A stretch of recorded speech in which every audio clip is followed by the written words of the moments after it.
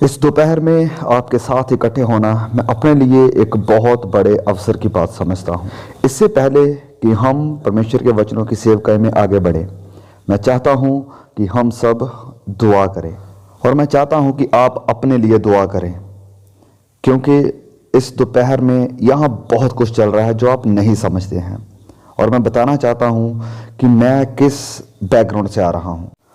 मैं प्रचार ऐसे करूँगा कि जैसे मरता हुआ आदमी मरते हुए आदमियों को, बहनों को और जवानों को प्रचार कर रहा हो।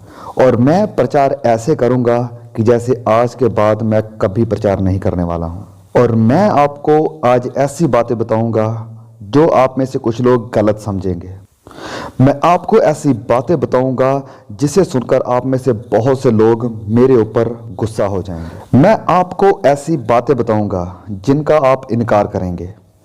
मैं आपको ऐसी बातें कहूंगा जिन्हें सुनकर आप में से बहुत से लोग कहेंगे कि आपके पास कोई अधिकार नहीं है मुझे ये सब कहने का। लेकिन इससे पहले कि आप कोई निर्णय लें, आपको ये सवाल अपने आप से पूछना है। देखिए, वचन का प्रचार करना एक बहुत ही खतरनाक चीज है। ये मेरे लिए भी खतरनाक है, क्योंकि बाइबल कहती है कि झूठे प्रचारक दुगनी सजा के हकदार होंगे। और अगर मैं यहां पर आपको कुछ झूठा प्रचार करता हूं तो मेरे लिए संकट है। इसलिए मुझे डरते और कांपते हुए आज यहां पर प्रचार करना है, क्योंकि मैं खुदा के सामने दोषी नहीं ठहरना चाहता। लेकिन अगर जो मैं बातें आपको बताता हूं वो सही हैं, तो फिर मुश्किल आपके लिए होगी। और इसलिए आपको डरते और कांपते हुए बातों को सुनना चाहिए। जो वचन मैं आपके साथ बांटने वाला हूं, अगर मैं इसकी सही से व्याख्या करूं तो ये ऐसे होगा कि जैसे खुदा एक इंसान के द्वारा आपके साथ बात कर रहा है। तो आपको प्रॉब्लम मेरे साथ नहीं होनी चाहिए, वरन खुदा और उसके वचनों के साथ होनी चाहिए। तो जिस सवाल का निर्णय अभी हो जाना चाहिए वो ये है कि ये बंदा जो हमारे सामने प्रचार कर रहा है, क्या ये झूठा प्रचारक है जहां परमेश्वर का एक सच्चा दास जो हमें सच्चाई बता रहा है। और अगर वह हमें सच्चाई बता रहा है तो फिर कोई और चीज मायने नहीं रखती सिवाय इसके कि हम इस सच्चाई को अपने जीवनों में स्वीकार करें। आइए अपने सिरों को झुकाएंगे और दुआ करेंगे।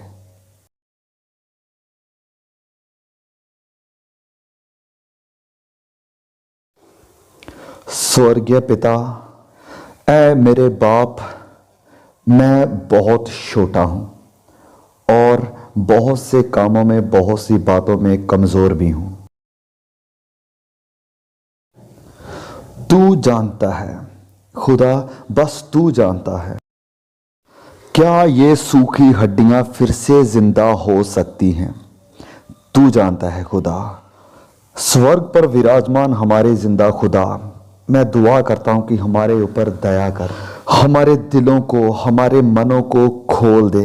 हम इंतजार नहीं कर सकते हैं कि ये लोग खुद अपने मनों को खोलें, क्योंकि वह नहीं खोलेंगे पिता, बस तू खोल सकता है। आज इन लोगों की आंखों को खोल दे पिता, वह बाइबल की सच्चाई को जान सके। इनके ऊपर अपना मसा कर और उन्हें अपना उद्धार दे, उन्हें विश्वास दे पिता। अपनी महिमा के लिए उन्हें अपने राज्य में लेकर आए पिता। अपने नाम की महिमा के लिए आज ये बड़ा काम कर खुदा। हमारे बीच हम आज तेरी प्रेजेंस को चाहते हैं, प्लीज पिता, क्योंकि हमारे पास और कोई उम्मीद नहीं है, कोई और आशा नहीं है। इन बच्चों के जीवनों में कोई और आशा नहीं है पिता, सिवाय इसके कि तू इनके जीवनों में काम करे। आमीन। मैं आज आपको मत्ती अध्याय 7 से सिखाऊंगा। आप अपनी बाइबल को मेरे साथ पढ़ सकते हैं। मत्ती अध्याय 7 वचन 13 से पढ़ेंगे। प्रभु यीशु ने कहा, स्केत फाटक से प्रवेश करो, क्योंकि चौड़ा है वह फाटक और चालक है वह मार्ग जो विनाश को पहुंचाता है, और बहुतेरे हैं जो उससे प्रवेश करते हैं। क्योंकि स्केत है वह फाटक और सकरा है वह मार्ग जो जीवन को पहुंचाता है, और थोड़े हैं जो उसे पाते हैं। झूठे भविष्यवक्ताओं से सावधान रहो, जो भेड़ों के भेष में तुम्हारे पास आते हैं, परंतु अंतर से फाड़ने वाले भेड़िए हैं। उनके फलों से तुम उन्हें पहचानोगे। लोग क्या झाड़ियों से अंगूर व ऊंट कटारों से अंजीर तोड़ते हैं? इसी प्रकार हर एक अच्छा पेड़ अच्छा फल लाता है और ना निकम्मा पेड़ अच्छा फल ला सकता है। जो पेड़ अच्छा फल नहीं लाता वह काटा और आग में डाला जाता है, सो उनके फलों से तुम उन्हें पहचान लोगे। जो मुझसे हे प्रभु कहता है, उनमें से हर एक स्वर्ग के राज्य में प्रवेश ना करेगा, परंतु वही जो मेरे स्वर्गीय पिता की इच्छा पर चलता है। उस दिन बहुतेरे मुझसे कहेंगे, हे प्रभु, क्या हमने तेरे नाम से भविष्यवाणी नहीं की और तेरे नाम से दुष्ट आत्माओं को नहीं निकाला और तेरे नाम से बहुत अजंबे काम नहीं किए? तब मैं उनसे खोलकर कह दूंगा कि मैंने तुमको कभी नहीं जाना। हे कुकर्म करने वालों, मेरे पास से चले जाओ।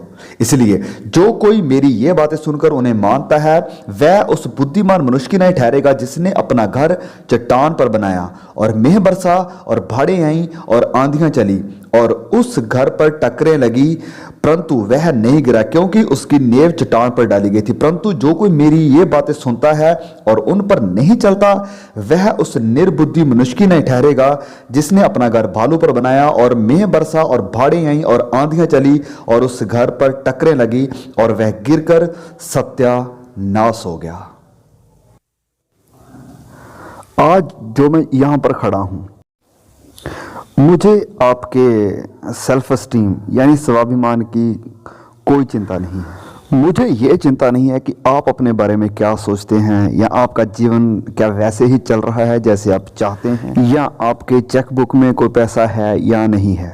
सिर्फ एक बात है जिसके बारे में चिंता करके मैं सो नहीं पाया हूँ। सिर्फ एक बात है जिसकी चिंता मुझे सुबह से थी, और वो बात ये है कि इस बिल्डिंग के नीचे बैठे बहुत से लोग 100 साल के अंदर अंदर नरक में होंगे, और बहुत से लोग जो यीशु को प्रभु प्रभु कहते हैं अपना अनंत का जीवन नरक की आग में बिताएंगे। कुछ लोग शायद कहेंगे कि पास्टर आप ऐसी बातें कैसे कर सकते हैं? तो मैं ऐसी बातें कर सकता हूं क्योंकि मैं सेवकाई अमेरिका में नहीं करता हूं, क्योंकि मैं अपना वक्त साउथ अमेरिका, अफ्रीका और ईस्टर्न यूरोप में प्रचार करते हुए बिताता हूँ।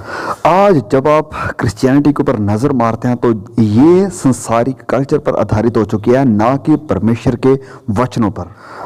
बहुत से लोग आज गुमराह हैं, बहुत से जवान आज गुमराह हैं, बहुत से समझदार लोग आज गुमराह हैं, क्योंकि वो ये विश्वास करते हैं कि एक बार उन्होंने पास्टर के पीछे पीछे दुआ कर ली है और अब वह स्वर्ग में जाएंगे। तो जब वह उन मसीहों को अपने आसपास देखते हैं, मसीह होने का दावा करते हैं पर रहते बिल्कुल उन्हीं संसारिक लोगों के जैसे हैं जो मसीह को नहीं जानते हैं, तो वह अपनी तुलना उन मसीहों के साथ करना शुरू कर देते हैं और उन्हें कोई फिक्र नहीं होती, क्योंकि वह सोचते हैं कि मैं भी तो इन्हीं मसीही लोगों के जैसा हूँ। मैं टीवी पर वो चीज़ें देखता हूँ जो मुझे नहीं देखनी चाहिए, उन चीज़ों पर हंसता हूँ जिनसे खुदा नफरत करते हैं, सेंशुअल कपड़े पहनता हूँ, संसारिक लोगों के जैसे बोलता हूँ, संसारिक लोगों के जैसे चलता हूँ, संसारिक म्यूजिक मुझे पसंद है, संसार की हर चीज़ को मोहब्बत करता हूँ, लेकिन प्रेज गॉड कि मैं मसीही हूँ। मैं मसीही कैसे हूँ? क्योंकि बाकी मसीही लोग भी मेरी ही तरह हैं। मैं मसीह कैसे हूं? क्योंकि मैंने एक बार दुआ की थी और प्रभु यीशु को अपने दिल में बुलाया था। लेकिन आप ये बात जान लें कि आज प्रोटेस्टेंट और एवेंजलिकल क्रिश्चियनिटी की सबसे बड़ी झूठी शिक्षा ये है कि अगर आप यीशु को अपने दिल में बुलाएंगे तो वो जरूर आ जाएगा। ये इनविटेशन आपको बाइबल में कहीं नहीं मिलेगा और ना ही बैप्टिस्ट इतिहास में कहीं मिलेगा। इसकी शुरुआत 50 साल पहले हुई थी। आपको ये बात जानना बहुत जरूरी है कि हमारा उद्धार परमेश्वर के अनुग्रह से और प्रभु यीशु पर विश्वास करने के द्वारा होता है, और जब आप विश्वास करते हैं तो उसके बाद आप पश्चाताप करते हैं। पाप से मुड़ना और उन चीजों से नफरत करना जिनसे खुदा नफरत करता है और उन चीजों से प्यार करना जिनसे खुदा प्यार करता है। पवित्रताई में बढ़ना, परमेश्वर की इच्छा पर चलना, किसी पॉपुलर स्टार के जैसे बनना नहीं, ना ही संसारिक लोगों के जैसे बनना, ना ही किसी मसीह के जैसे बनना, वरन प्रभु यीशु मसीह के जैसे बनना।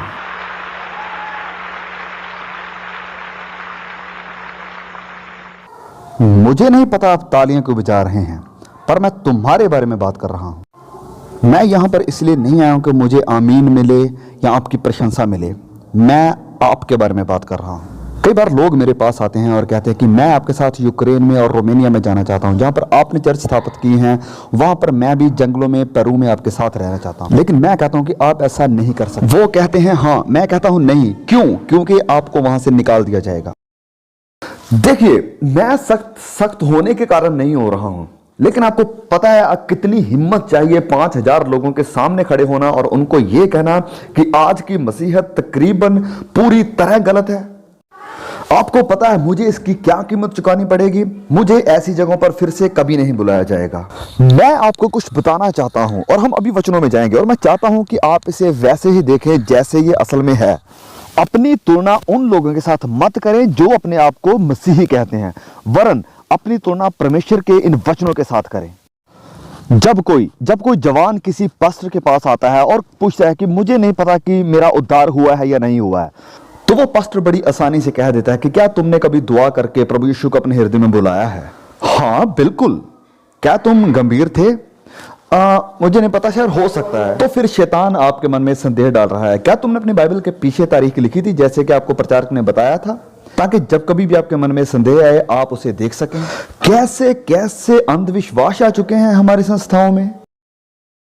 आपको पता है बाइबल एक मसीह को क्या कहती है कि अपने आप को परखो। वचन के आधार पर अपने आप को परखो कि क्या तुम विश्वास में हो या नहीं। अपने आप को परखो कि क्या तुम मसीह में हो। अगर मैं इस मीटिंग को यहीं पर खत्म करके आपको भेजूं कि हर एक के घर में जाओ और नॉक करो, तो आपको पता आपको यहां पर क्या मिलेगा? इस शहर के 99% लोग आपको वो मिलेंगे जो कहेंगे कि हम विश्वासी हैं, हम क्रिश्चियन हैं। अपने शहर में जाकर ऐसा करो, क्योंकि जब मैं मसीह में आया था तो मैंने भी ऐसे किया था और आपको पता मैंने क्या पाया कि मेरे शहर के सभी लोग मसीही थे, क्रिश्चियन थे और 85% लोग उनमें से चर्च नहीं जाते थे और जो जाते थे उन्हें पवित्रता की कोई परवाह नहीं थी, उन्हें सेवकाई की कोई परवाह नहीं थी, उन्हें संसार से अलग होने की कोई परवाह नहीं थी और उन्हें सुसमाचार फैलाने की भी कोई परवाह नहीं। लेकिन ब्लेस गॉड कि वो बचाए गए हैं। कैसे बचाए गए हैं? क्योंकि किसी प्रचारक ने, जिसको कि प्रचार कम और अपनी बाइबल को ज्यादा पढ़ना चाहिए था, उसने उन्हें बता दिया कि वह बचाए गए हैं और उसने ऐसा किया ताकि वो घमंड कर सके कि कितने लोग उसके रिवाइवल मीटिंग में आगे आए थे। मैं आपसे प्यार करता हूं और यहां पर लोग हैं जो आपसे प्यार करते हैं। और अब मैं वचनों में जाऊंगा। अब क्योंकि मैंने आपकी बुनियाद को हिला दिया है, मैं चाहता हूं कि आप मुझे बड़े ध्यान से सुने, परमेश्वर के वचन को ध्यान से सुने और अपने आप से सवाल पूछना शुरू करें। तो सबसे पहले यहां पर लिखा है, स्केत फाटक से प्रवेश करो, क्योंकि चौड़ा है वह फाटक और चालक है वह मार्ग जो विनाश को पहुंचाता है और बहुतेरे हैं जो उससे प्रवेश करते हैं। तो एक स्केत फाटक है और हमने हमेशा यही सिखाया है कि फाटक सिर्फ एक ही है, खुदा सिर्फ एक ही है। मनुष्यों और खुदा के बीच सिर्फ एक ही मीडिएटर है और वो है प्रभु यीशु मसीह। हर एक रास्ता रोम की तरफ नहीं जाता और हमने हमेशा लोगों को यही शिक्षा दी है, जो शिक्षा प्रभु यीशु मसीह ने दी थी कि राह, सच्चाई और जीवन मैं हूं, बिना मेरे द्वारा कोई भी पिता के पास नहीं जाता है। तो मैं इसके लिए परमेश्वर की महिमा करता हूं और अगर किसी मनुष्य ने उद्धार पाना है तो वो सिर्फ प्रभु यीशु मसीह के द्वारा ही पा सकता है। बस एक ही रास्ता। और आपको यह एहसास होना चाहिए कि बाइबल कहती है कि सबने पाप किया और परमेश्वर के अनुग्रह से रह गए हैं और आपको इसका कोई अंदाजा नहीं है कि इसका मतलब क्या है। मतलब ये कि हम पाप में पैदा हुए हैं, खुदा से बैर करने वाले, ना कि खुदा को चाहने वाले, खुदा के विद्रोही, उसकी आज्ञाओं को तोड़ने वाले। तो प्रॉब्लम बस यही नहीं है कि हमने पाप किया, वरन ये कि हमने पाप के सिवाय खुदा के लिए कुछ किया ही नहीं। और यशायाह नबी ने लिखा है कि हमारे भले काम भी परमेश्वर के सामने मैले चिथड़ों के समान हैं। और इस कारण आप जानते हैं कि हम किस चीज के हकदार हैं, और वो है परमेश्वर का क्रोध, परमेश्वर की नफरत। और अब आप कहेंगे कि एक परमेश्वर तो किसी से नफरत नहीं करते, वो तो प्यार हैं। लेकिन नहीं मेरे भाइयों, आपको इस बात को समझना जरूरी है कि प्रभु यीशु ने सिखाया, नबियों ने सिखाया, प्रेरितों ने सिखाया, प्रभु यीशु के द्वारा परमेश्वर के अनुग्रह प्रकट होने के बाद जो चीज प्रकट होना बाकी है वो है परमेश्वर की नफरत, परमेश्वर का क्रोध, आपके विद्रोह और बड़े गुनाह के कारण। जब कभी मुझे यूनिवर्सिटी में बोलने का मौका मिलता है तो लोग कहते हैं कि खुदा नफरत नहीं कर सकता, वो तो प्यार है। तो मैं आपको बताना चाहता हूं कि परमेश्वर को नफरत जरूर करना चाहिए, क्योंकि वो प्यार है। देखिए, मैं बच्चों से प्यार करता हूं और इसलिए मैं अबॉर्शन से नफरत करता हूं। अगर मैं पवित्रताई से प्यार करता हूं तो मुझे अपवित्रताई से नफरत करनी पड़ेगी। परमेश्वर एक पवित्र खुदा है और यही एक बात है जो बहुत से लोग आज भूल चुके हैं।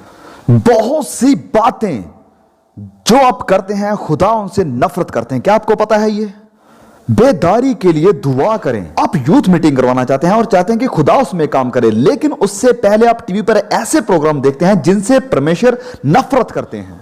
और फिर आप सोचते हैं कि क्यों लोगों पर पवित्र आत्मा नहीं उतरा है, और फिर आपको झूठी आग और झूठी एक्साइटमेंट पैदा करनी पड़ती है, क्योंकि खुदा उसमें नहीं है, क्योंकि वो पवित्र खुदा है। और अगर मैं और आप उस पवित्र खुदा से मिलाप करना चाहते हैं तो वो सिर्फ उसके बेटे प्रभु यीशु मसीह की मृत्यु के द्वारा हो सकता है, जब वह उस क्रूस पर लटका। अब ध्यान से सुने मुझे, अगर आपने उद्धार पाया है, आपका उद्धार इसलिए नहीं हुआ कि यहूदियों ने और रोमियों ने यीशु मसीह को रिजेक्ट किया।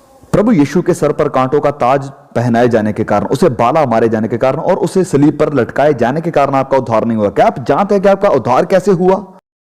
क्योंकि जब प्रभु यीशु सलीब पर लटका हुआ था तो उसने तुम्हारे गुनाहों को अपने ऊपर उठा लिया, और परमेश्वर की जलजलाहट और क्रोध जो तुम्हारे ऊपर बरसने वाली थी, उस समय वो प्रभु यीशु के ऊपर बरसी। किसी ना किसी को तो कीमत चुकानी ही पड़ेगी, किसी ना किसी को तो मरना ही पड़ेगा। यशायाह 53 के अनुसार ये स्वर्गीय पिता था जिसने अपने बेटे को कुचल दिया। वहां पर लिखा है कि परमेश्वर को यह भाया कि उसे कुचले। लोग कहते हैं कि सलीब दर्शाती है कि इंसान कितना कीमती है, पर यह गलत है। वरन सलीब दर्शाती है कि हम कितने भ्रष्ट हैं कि परमेश्वर के बेटे को खुद अपनी जान देनी पड़ी हमें बचाने के लिए। और सिर्फ यही एक रास्ता था हम जैसों को बचाने के लिए। यह परमेश्वर के बेटे की कुर्बानी थी जो हमारे लिए तड़ा गया ताकि हमारे गुनाहों की कीमत चुका सके, और फिर मुर्दों में से जी उठा। वह हमें बचाने के लिए सामर्थ्य है, और यह है प्रभु यीशु मसीह का सुसमाचार। अब आपकी बुलाहट क्या है कि आप संकेत फाटक से होकर गुजरें, लेकिन आप कैसे करोगे? प्रभु यीशु ने कहा कि परमेश्वर का राज्य निकट है, तो आपको क्या करना चाहिए? मरकुस में वे कहते हैं कि पश्चाताप करो और सुसमाचार पर विश्वास करो। आप कहेंगे कि ब्रदर पॉल, मेरा उद्धार दुआ करने से और प्रभु यीशु को अपने दिल में बुलाने से हो गया है, और मुझे पता है कि आपने ऐसा किया है। आपका उद्धार मैजिकल फॉर्मूला बोलने से या किसी के पीछे शब्द बोलने से नहीं हुआ है, वरन आपका उद्धार हुआ है पश्चाताप करके प्रभु यीशु पर विश्वास करने के द्वारा। और यह सिर्फ आपने अतीत में ही नहीं किया है, वरन आप अब भी कर रहे हैं, क्योंकि उस वचन की असल जो प्रॉपर ट्रांसलेशन है वो बताती है कि प्रभु यीशु ने कहा कि परमेश्वर का राज्य निकट है, और अब आप पश्चाताप करते रहो और मेरे ऊपर विश्वास बनाकर रखो। परिवर्तन एक फ्लू शॉट नहीं है कि हां मैंने किया, हां मैंने पश्चाताप किया, लेकिन सवाल यह है कि क्या आप अब भी पश्चाताप कर रहे हैं? क्या आप अब भी प्रभु यीशु पर विश्वास कर रहे हैं? क्योंकि जिसने आपके जीवन में यह भला काम शुरू किया है वह ऐसे पूरा भी करेगा। हम ये प्रचार करते हैं कि आप उस एकमात्र फाटक से होकर गुजरने के लिए बुलाए गए हैं जो कि प्रभु यीशु मसीह है। लेकिन हम एक बात को भूल चुके हैं, और मैं चाहता हूं कि आप सब बच्चे, सब माँ बाप, सभी पास्टर्स मुझे बड़े ध्यान से सुने। बाइबल की एक बहुत ही महत्वपूर्ण शिक्षा को हम भूल गए हैं, और वो ये है कि यह वचन कहता है कि सिर्फ फाटक ही संकेत नहीं है, वरन वो रास्ता भी संकेत है। हम बेसिकली क्या करते हैं कि किसी को दुआ में प्रभु यीशु मसीह की तरफ लीड कर देते हैं, और उसके बाद वह अपना सारा जीवन संसार की तरह गुजारते रहते हैं। और अगर आप मेरी इस बात का इनकार करते हैं तो मैं आंकड़े लाकर आपको गलत साबित कर सकता हूं।